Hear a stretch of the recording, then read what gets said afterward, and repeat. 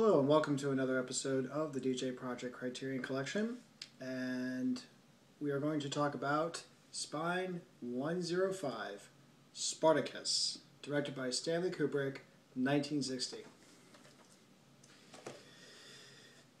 I've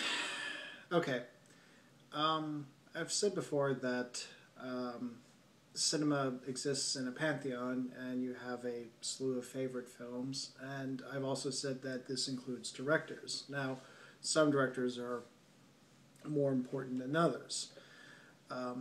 For me, I consider Stanley Kubrick to be, I call him my cinematic father figure, because it was his life and his career that I felt was a good role model for for one's own cinematic career. No, I have not. I don't know if I'll ever get to the point of taking 30 or 40 takes on something, but the big thing that I learned from Stanley Kubrick is that if you want to make, at the very least, a good film, you have to be dedicated to the project, and you can't do it halfway. So it's almost as if the minimum should be 100 or 105, 110% if you're going to end up making a good film. Now, for Kubrick, he managed to make lots of good films. Actually, lots of really good films. Even more than that, great films. So, but it's because of that persistence and that passion, and which is often mistaken for perfectionism.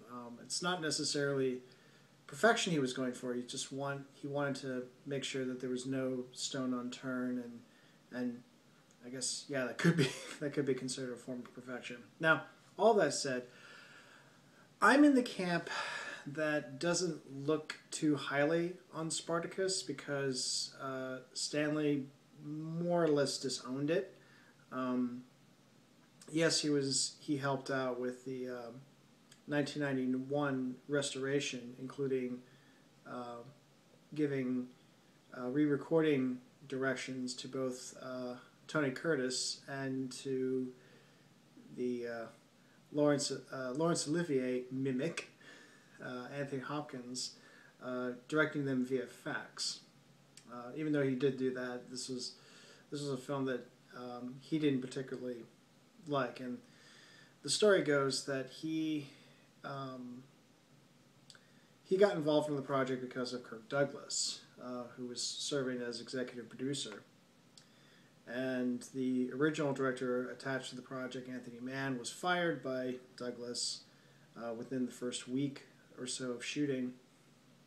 And then Kirk Douglas approached Stanley Kubrick because he had worked with him previously on Paths of Glory.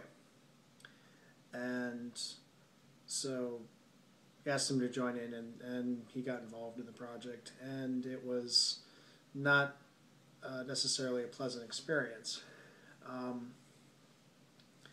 And a lot of it had to do with the matter of control. This was the only project where Kubrick did not have the kind of control that he had, that he would later be known for certainly in his subsequent films after Spartacus. But even how he managed to, but he even had some degree of control even prior to Spartacus. But so this was definitely a directing for hire, and he was able to pull it off. In fact, what's impressive is that of the front build cast, four of them were directors in their own right, or were going to be directors in their own right. And here you have someone who is in his 30s and Paths of Glory was Kubrick's first big international success, but even so, to do that is quite impressive in and of itself. I think there's a little bit more to it besides just not liking it. I think what ultimately I'm not. I just find the whole thing kind of boring, and not like, oh, it's, and it has nothing to do with length, because there's plenty of 3-hour films that I've seen. I've seen plenty of those that are quite captivating. So it has nothing to do with the time length. I think it has everything to do with the story and the way that it was told. It seemed way too idealistic. And this is something that other people have commented on, but I definitely agree that the title character, there's really no flaws to him, except for maybe in the beginning. But even then, you probably could conclude that this is just his way of doing things, not necessarily a flaw necessarily. This is just that there was a kind of method to his madness. But there was nothing. I mean, you didn't get the sense that there was any squabblings amongst his close associates. There wasn't a lot of turmoil with his love, his wife Verenia. Really, it's just he just has this idea and he's just going to go for it, and really the only conflict is between is between actually the more interesting character out of that is Crassus, played by Laurence Olivier.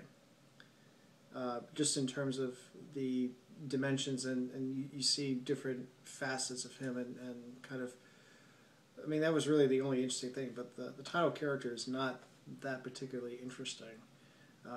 Even if he has one of the most memorable scenes in cinema history. I am Spartacus. Actually, another way of describing my problem with it is to use a variation of a Stanley Kubrick quote. The way I would describe it is, yeah, it's epic, but it's not interesting. I mean, Spartacus definitely embodies a lot of what you would expect an epic film to be. Just, grand landscapes and seeing the sheer size and scope and grandeur. Whether it's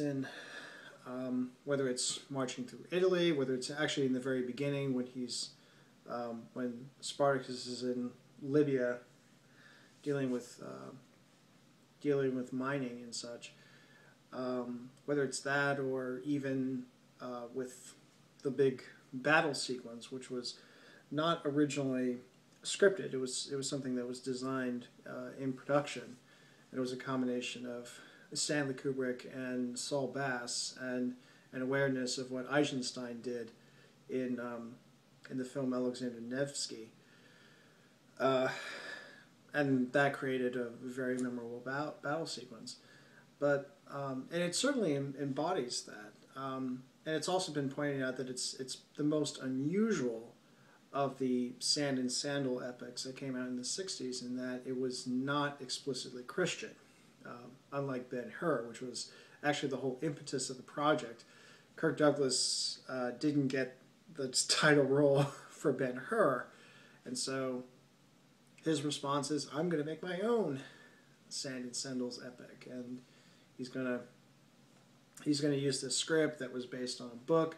Both writers were on the blacklist, and he's going to make it happen, and he's also going to make sure that they are known for being involved. In other words, they're not going to use pseudonyms for it, they're going to use their actual names.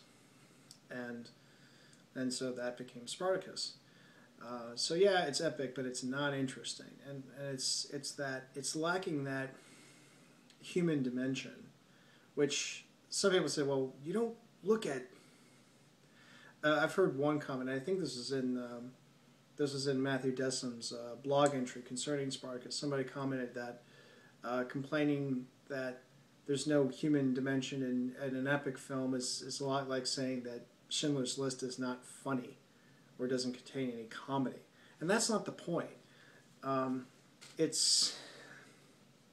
think it's one thing to get caught up in the grandeur of things, but if you don't have any kind of connection to the story, what's going on, you're not going to really care.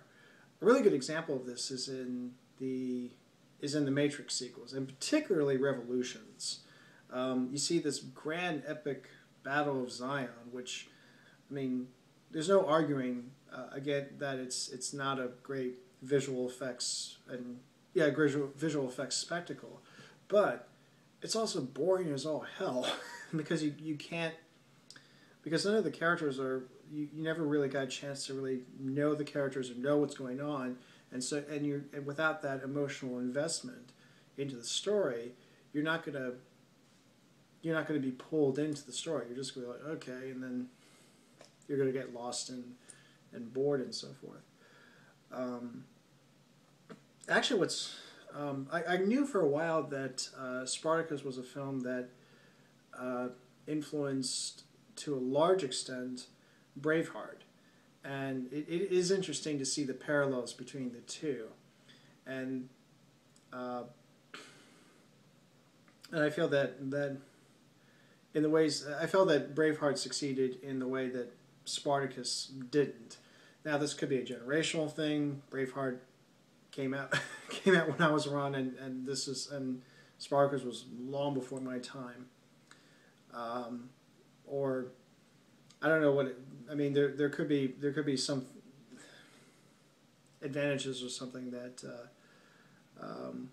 or something or some conditions that would make it probably more appealing. But at the same time, I feel that both have their similarities, and I think that as far as the relatability, they also both have interesting issues as far as the historical accuracy of it.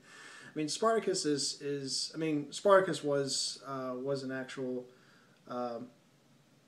gladiator general in the Third Servile War of Rome between 73 and 71 BC, and this is what it's supposed to cover. But some of the liberties that were taken, I mean, for starters, there's this implication that Spartacus and his army were freedom fighters, and there is a very modern bend to it. You get the sense that Spartacus and his slaves are freedom fighters. They're the proletariat, and they are out to, well, first to free themselves and to get away from Italy, but then it sort of changes into let's maybe overthrow Rome and maybe overthrow the power structures that got us in here in the first place. So it very much it does get the feeling, you do get the feeling that there is somewhat of an agenda involved, and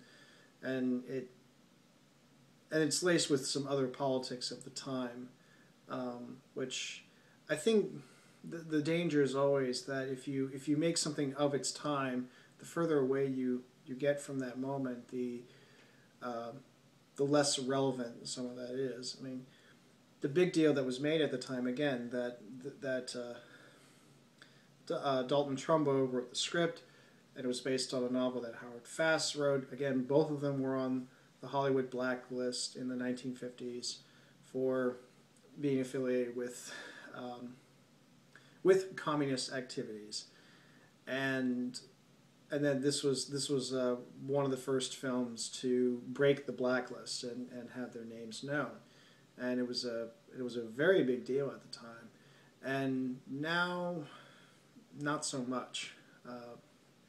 So I think some of the initial novelty is a bit lost for it as we move further away. I mean, it's not to say that you can't get anything new out of it, or that you can't possibly extrapolate anything new, but I think if you're basing the film on those particular charms, then it's like, okay, so what? You can say that The Birth of a Nation has certain charms as well, but who cares?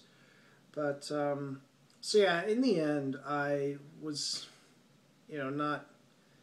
I mean, I got this more or less because it was Kubrick more than anything else, and And it is, and I will say that it is interesting, you know, that this was the film that really helped him. You know, as much as he didn't like it later, it did help him with his career, and he was able to go from there to do the films that he would be best known for. So everybody's got to start from somewhere.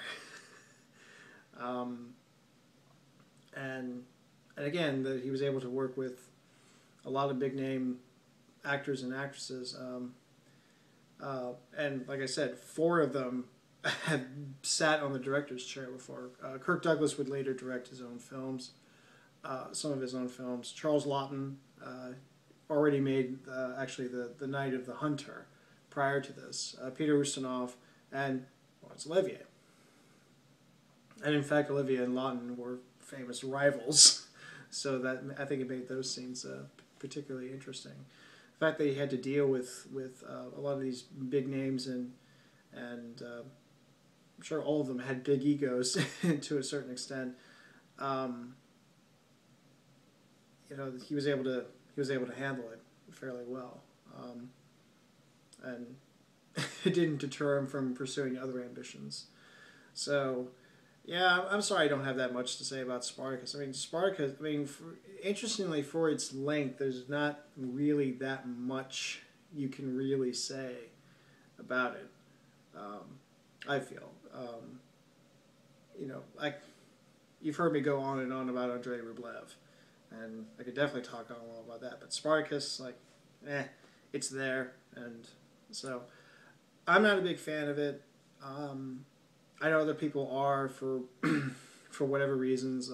They like the epic film. They can see the grandeur, and they can just appreciate it for that. And it can be appreciated for that.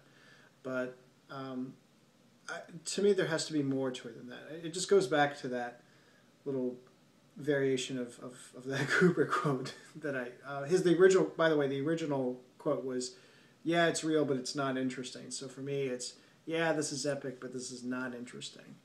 So, oh well. I am not Spartacus. And until next time, take care.